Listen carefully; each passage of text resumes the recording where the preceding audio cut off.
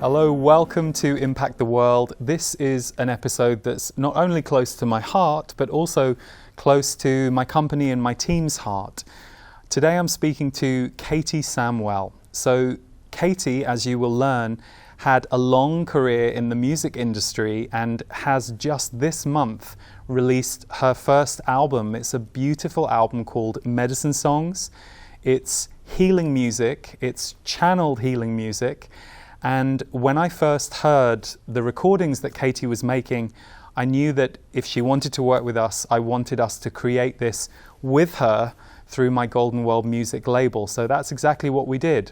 The album is produced by Katy and Devor Bozique, who many of you will know, works with me on all of my music, and it was something I helped birth into the world too. So the thing about Katy's story that I think is so inspiring is it pulls on many of the different threads for those of us who are creators or who wonder how it is that we can manifest our dream in the world, or what compromises we might need to make in order to get where we want to go. And as Katy so eloquently shares in this conversation, there were many times that different roads were taken by her, but here she is at this moment in her life where she's just about to step out into the world in a bigger way with her unique gifts and her unique healing offerings.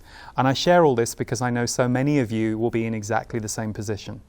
So we share a few clips from the album, but if you want to hear the album, you can go to Katy's website, katysamwell.com, or you can find it at goldenworldmusic.com. And as ever, we will put links in the show notes. But for now, enjoy this conversation with Katy Samwell.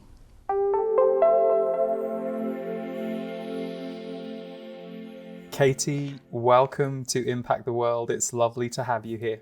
Thank you so much. I'm very, very happy to be here.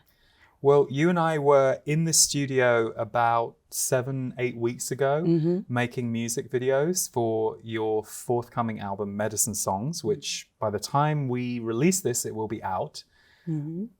I know we're going to talk a little bit about healing music and your work with consciously healing music this last few years, but you've had a long journey with music and the traditional music industry. And so I thought maybe before we get there, what role did music play for you in your life, perhaps in your early life when you first found this connection to music?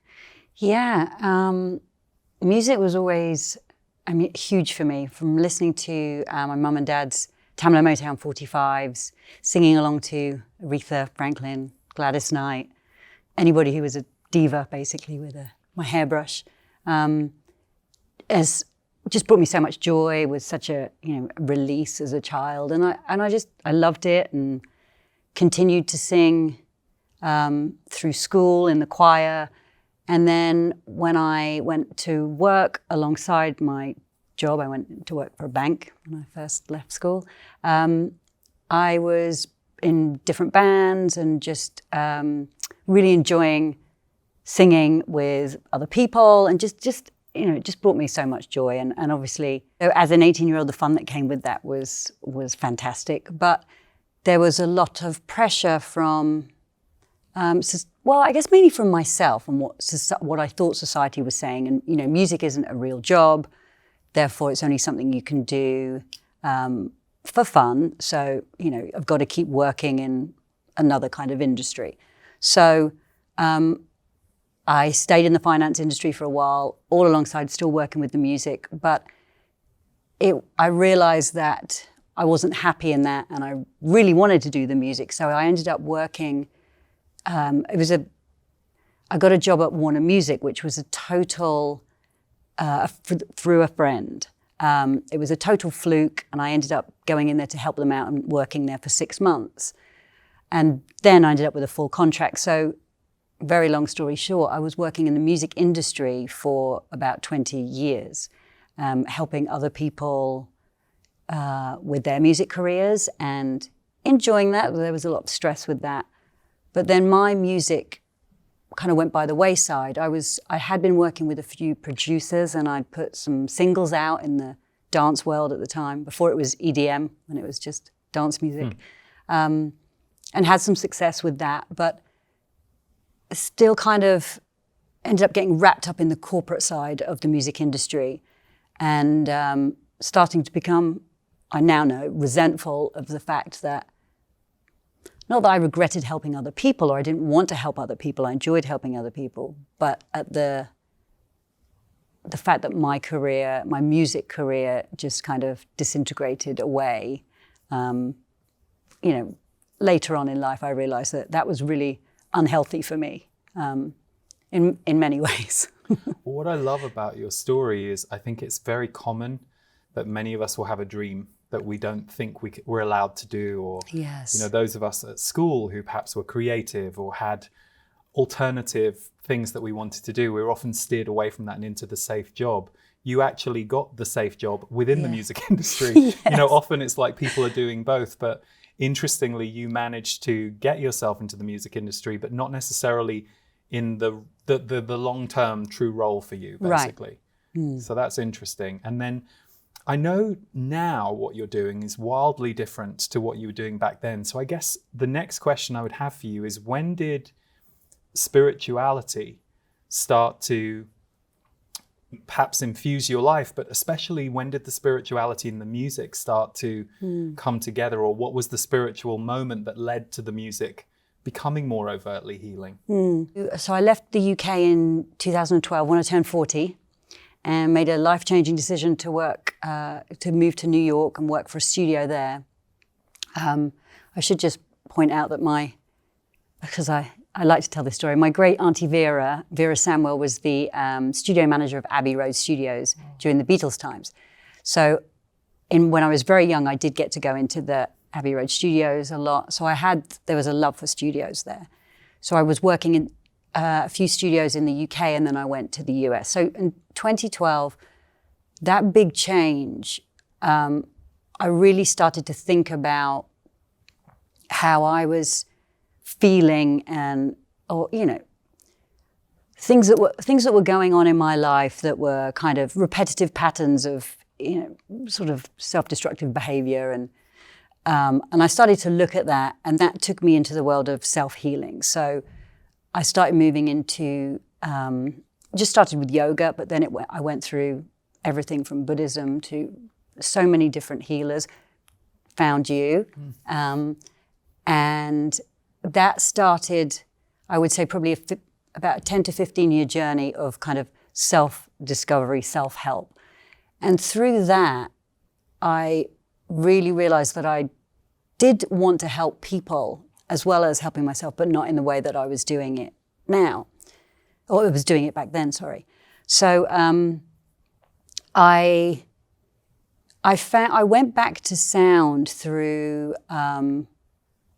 I bought a keyboard, and so I started playing around with music again, and just playing a lot of minor chords, so that which was releasing a lot of sadness for me. And then I started getting into the sound healing, because I was thinking about how this music was moving my mood and helping me clear not knowing at the time that it was clearing, but helping me,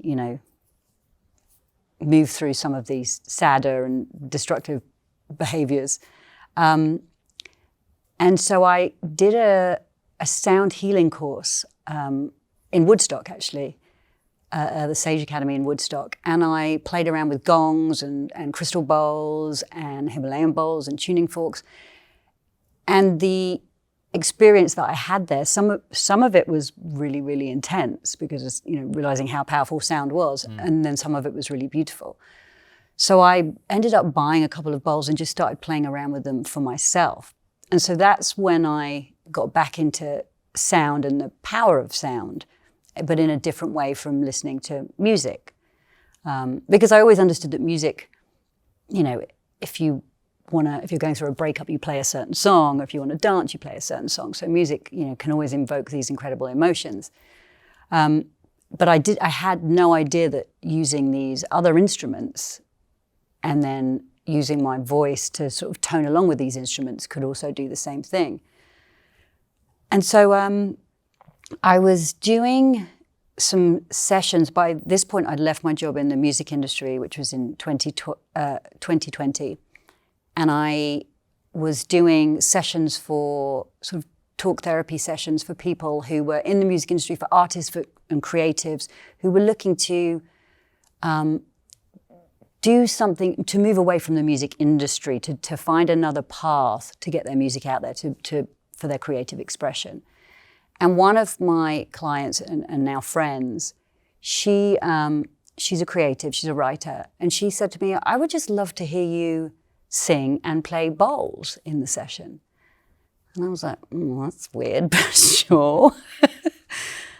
So we did 3 sessions, and then on the 3rd session, I was playing a bowl, and a very, very low sound came through, which didn't sound like me. I mean, it felt like me because it was coming out of my body, but it didn't sound like anything I'd heard before. And the energy that I was feeling was different. It was very ancient and big, it's expansive.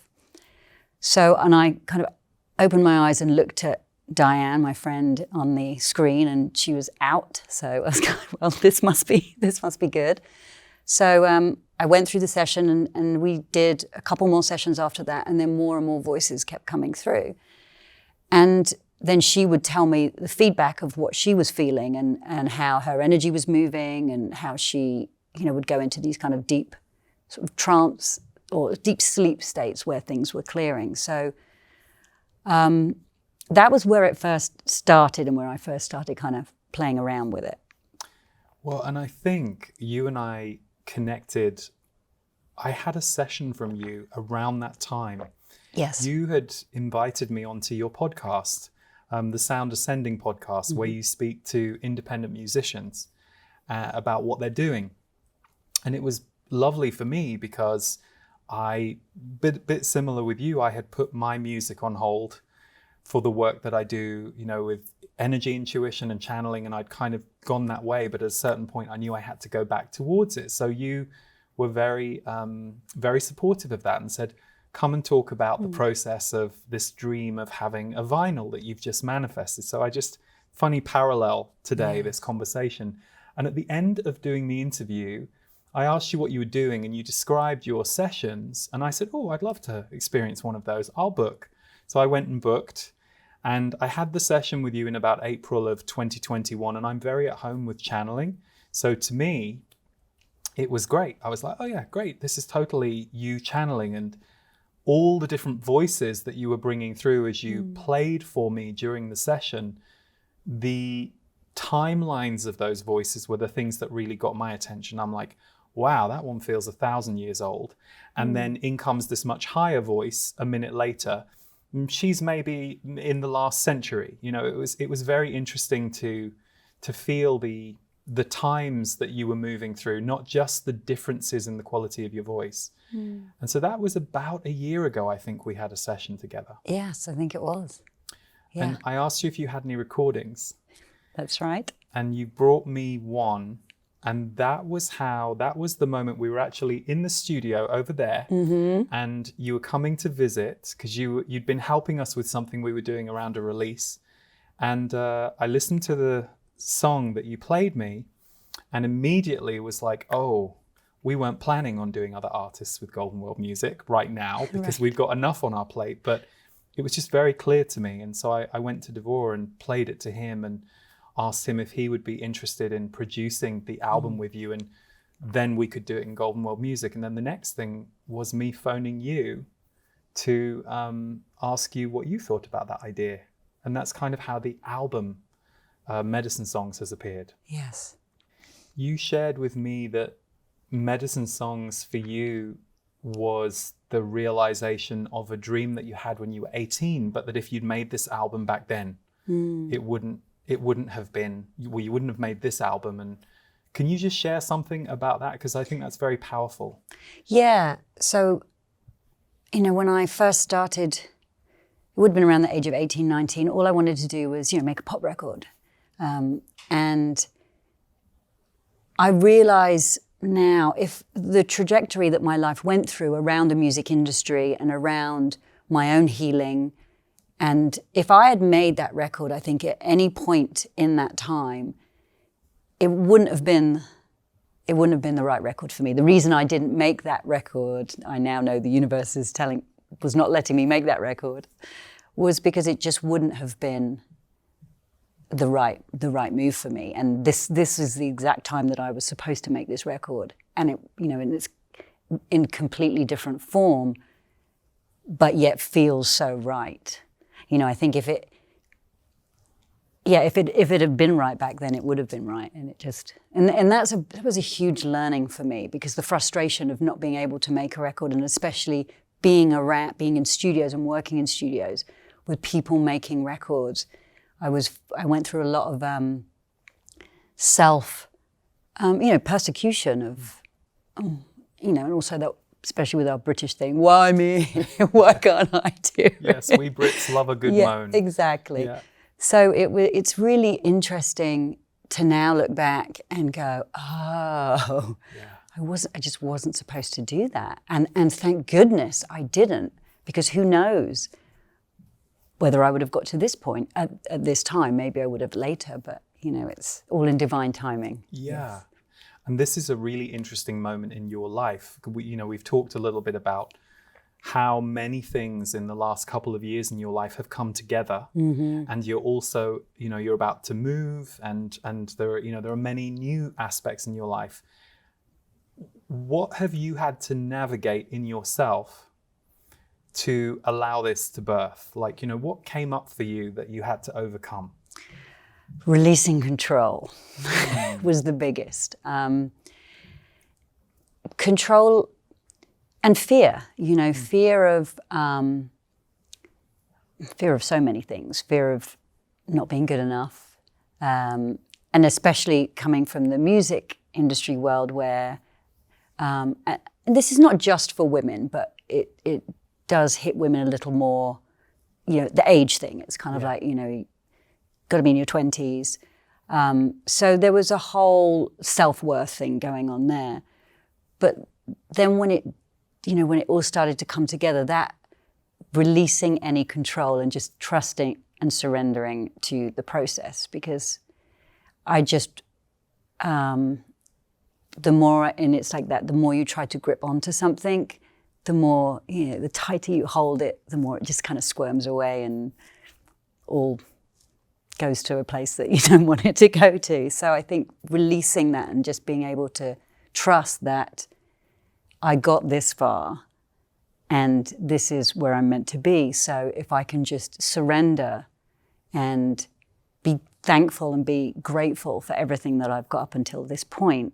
And as soon as I do that, and I've heard you talk a lot about the gratitude journal, and I've heard you say before, sometimes you're just like, oh, you just don't want to. And it's so true. Some nights I'm like, oh, I can't be bothered to write this. But I know that every time I do, it's just, I look back at all of these things that I've done in order to get to this place. And every time I go through what I call forced surrender, where you just go, all right, I give up, everything works itself out. So being grateful for that process and being grateful for what you've had up until now, and being compassionate with yourself, I think, is another big thing.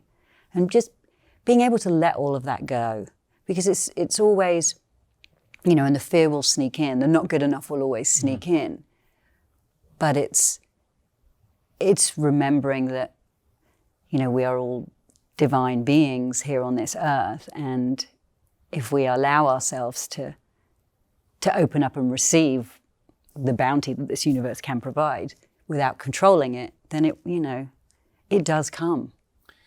Well, I love that you name all of that, because I think for anyone who listens to the album, it's a beautiful album, and B, none of what you describe to me is evident when I listen to your vocals, what you wrote, what you and Devor have produced together. It's very free, actually.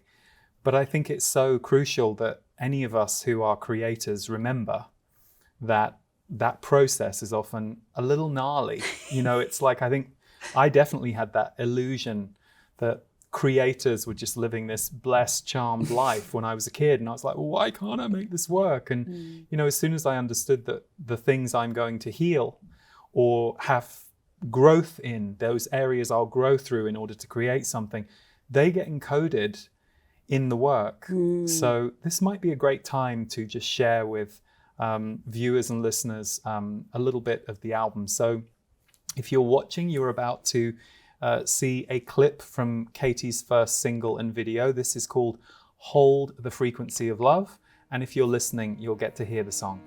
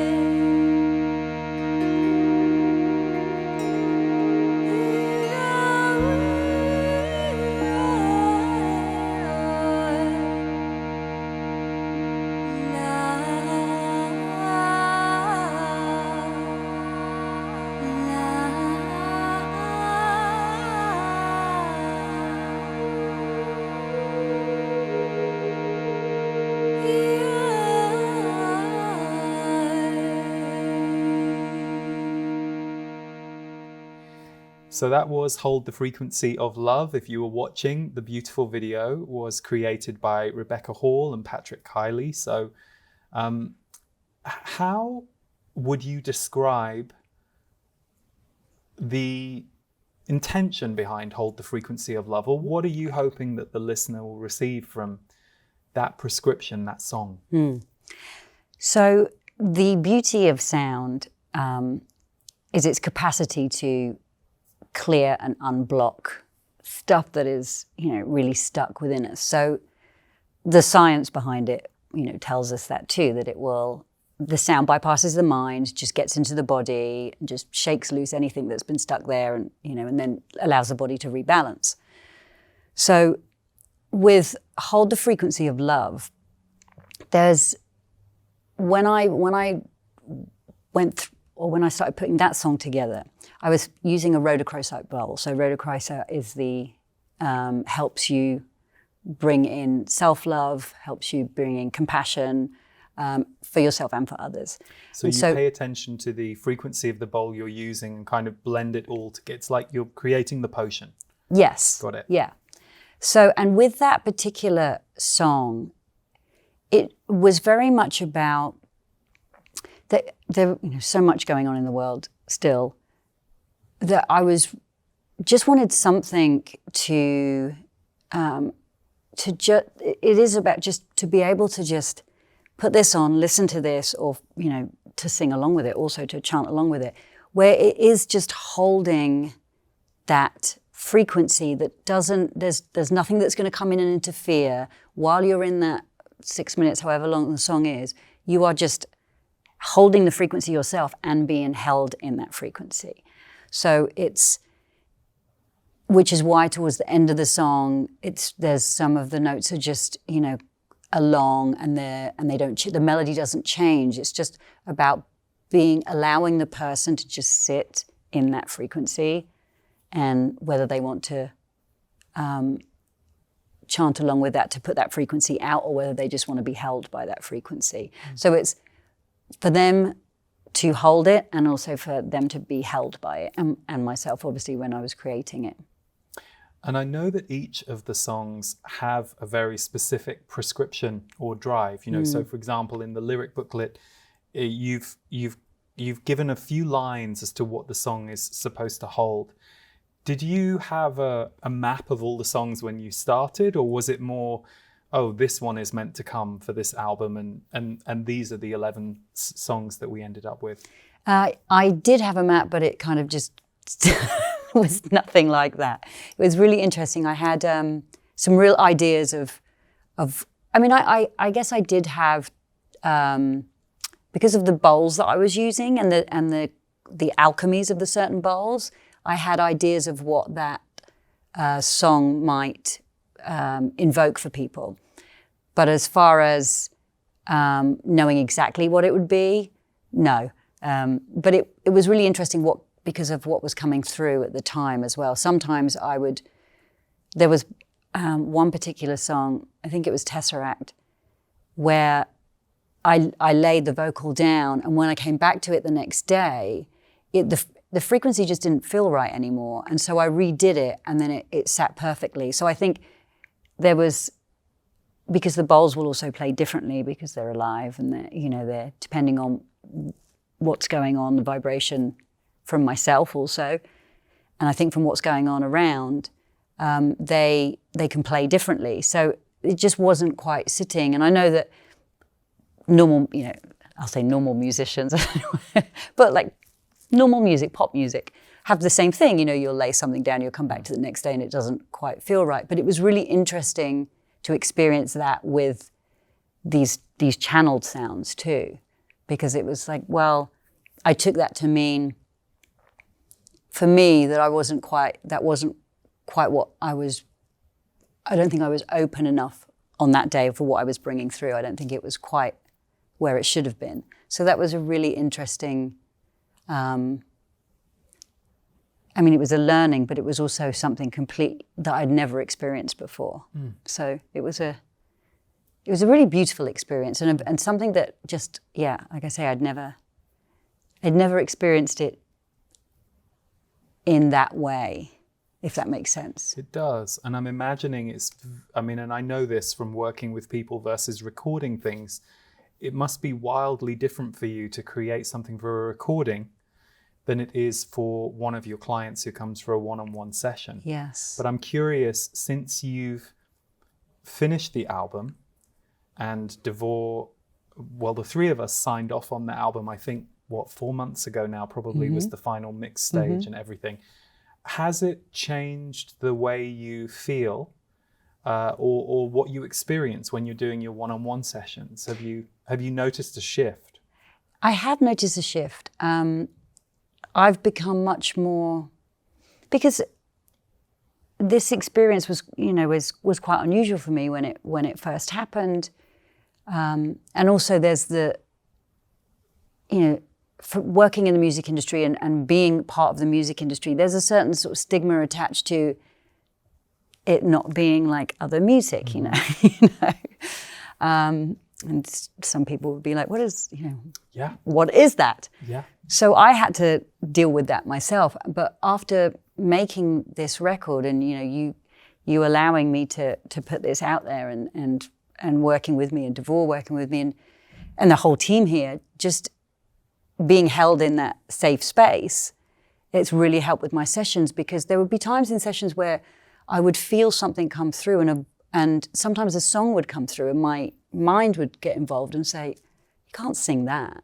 But now I know that that's exactly what that person needs, and I don't need to know why that song is coming through, and my mind shouldn't be saying you should sing that or don't sing that. So now I feel much more free with allowing whatever wants to come through. And I've also, some of the songs, parts of the songs come through in sessions as well, which is really interesting.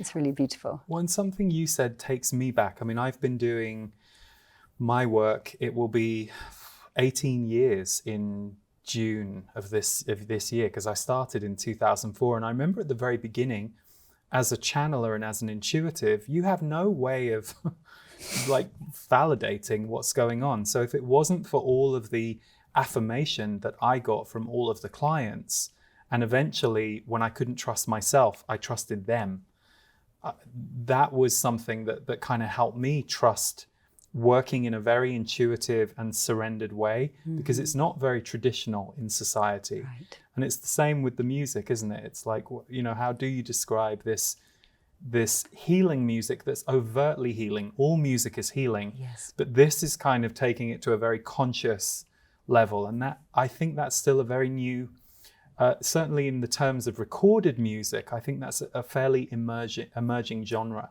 Yes. Yeah. Absolutely. How have your friends who've heard the album responded? Differently to what I thought, actually. It's very interesting. Another thing that I'm learning is I'm the one that has the fear about how I'm going to be received. But when I play it to them, they're like, "Oh, this is really cool," or "Wow, this is beautiful." Or one friend who I played the peace one, which was the first one you heard. She had. Her reaction was a reaction that I never thought, she would have, because we've never had the spiritual conversation. And it was really beautiful because we then started having a spiritual conversation around everything that's been going on in her life and my life. And it brought us really much closer too. So that was beautiful. That's beautiful. Well, one of the songs on the album that you invited me to sing on with you is called You Are Divine. And I love the lyrics that you wrote for this song. We'll play a little bit of it now. So you'll see a clip of the video, or if you're listening, you'll get to hear the song, but we'll talk about it in a second. But this is You Are Divine. Feel your heart beat inside. See the beauty that's around you. You are love, you are light. Remember, there is nobody like you. You're alive.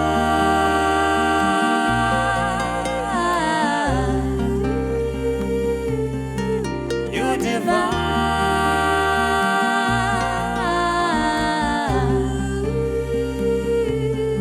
See your light.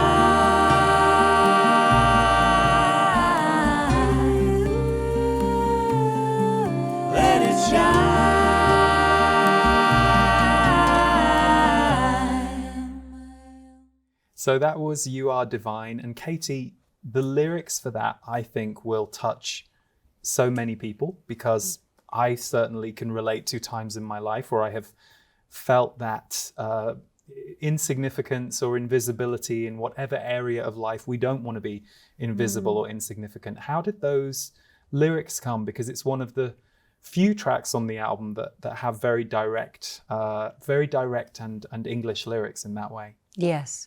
Yeah, that song came about originally, it would have been probably 6 months before I did the record, in a completely different form. And it came from, I'd listened to Wendy Kennedy and the Peas talking about, we are beings of divine light, having a human experience.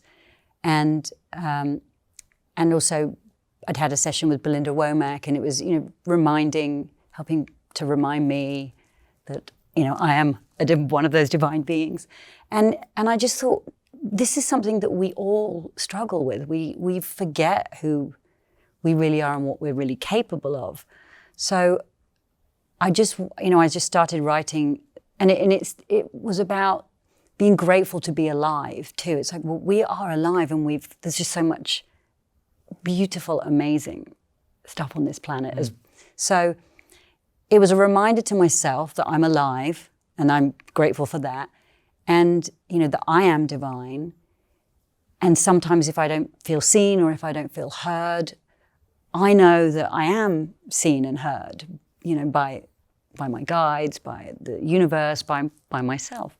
So it was a reminder of that to myself, which I wanted other people to hear, because I think we all need to be reminded that we are divine.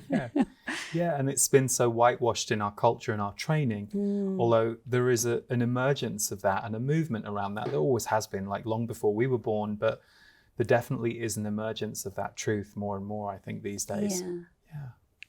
So here you are at this new phase of life. You yourself were saying, I've made this album at 50 that I wanted to make since 18. You're moving, you're owning your work in an area that is still relatively new, like you're a couple years into it. What are you excited about for your next, say, 5 years? Like what can you feel in the air, or what would you like to lean into? Well, the interesting thing is I'm excited without knowing what I'm excited about. That's great. Because that's something that is, it's letting go of that control again. I've made this album. I've turned 50, which I thought would, coming up to 50, I was like, oh no, this is terrible. But it's actually great. I've started this whole new chapter at an age where I never would have thought I could start a whole new chapter. So, and I hope that will inspire other people too, to know that you can make a creative change at any point in your life, or any change, but especially with something that is a creative passion of yours. So I think that to just be excited about to keep trusting and surrendering to the fact that this is what I'm meant to be doing. So therefore, what is going to come from that is just only going to be great, beautiful, wonderful future is what it's that kind of, it's magical. And like I'm seeing it with wonder. So that childlike, so turning 50, but letting more of my inner child come out and being, playful around the fact that, wow, what this is, I'm going to look at this in the eyes of wonder as opposed to trying to control this next step. So I feel like I'm like a baby. I've just birthed something, and I'm going to play around with it for the next 5 years and see what magic happens from it. So and how it's going to be received. I can't wait to hear how people feel about it, because I really do think that I really do hope that it really invokes some beautiful healing with people, and just helping them to remove some of these blocks that maybe they've struggled with for a long time.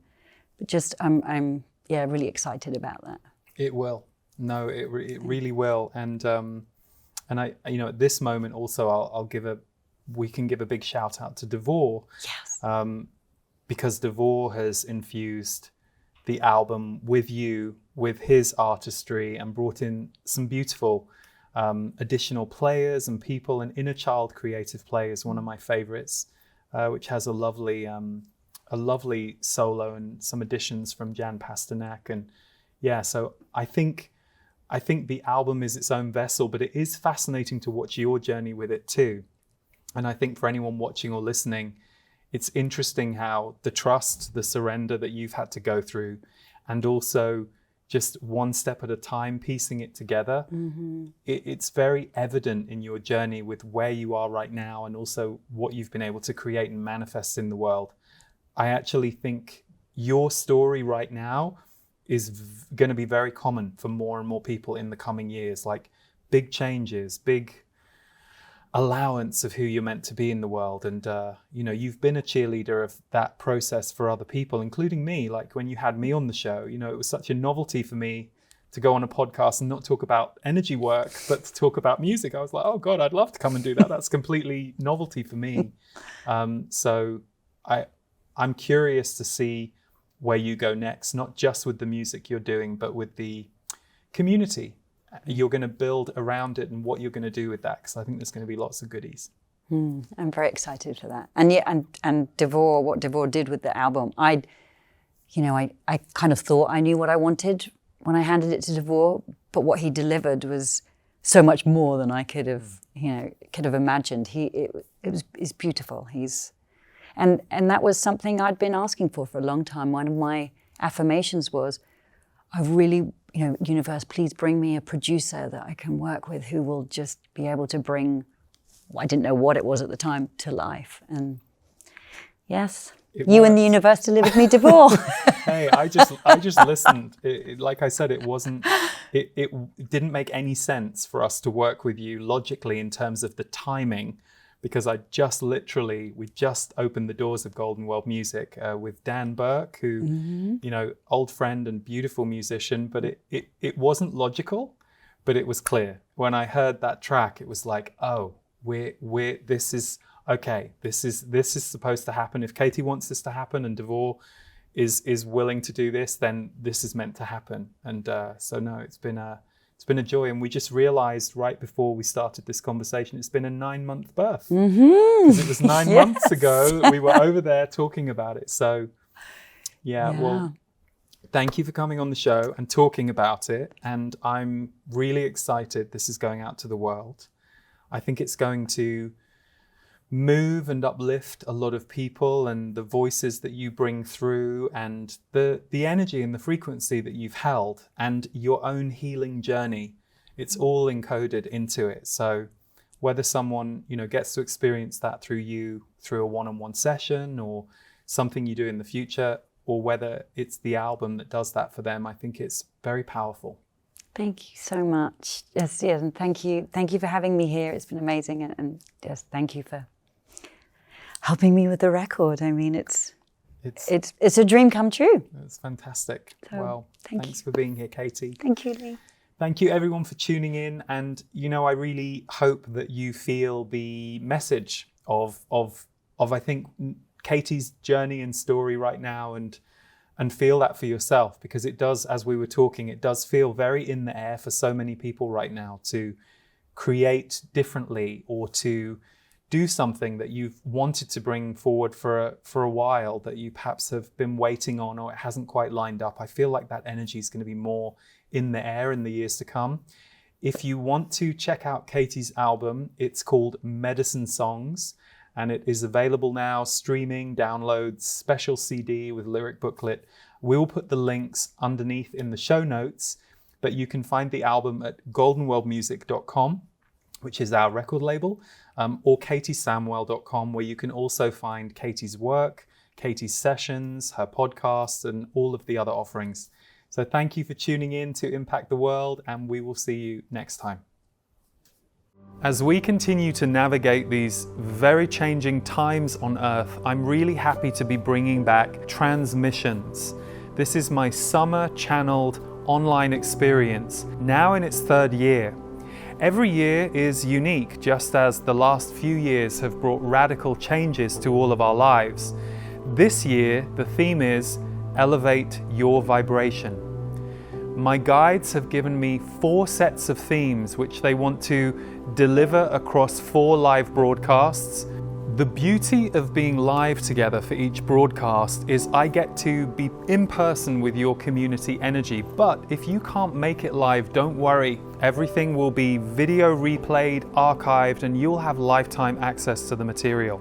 The themes we will be looking at each week are allowing abundance and presence into and through you, cultivating joy, love, and peace, and creating with those in the world, integrating new levels of clarity, awareness, and healing with ease, and finally, rising into your highest purpose on Earth. You can experience it as a healing, a shift, an inspiration, and many of our past participants have talked about the impact it has had on their lives and their year ahead.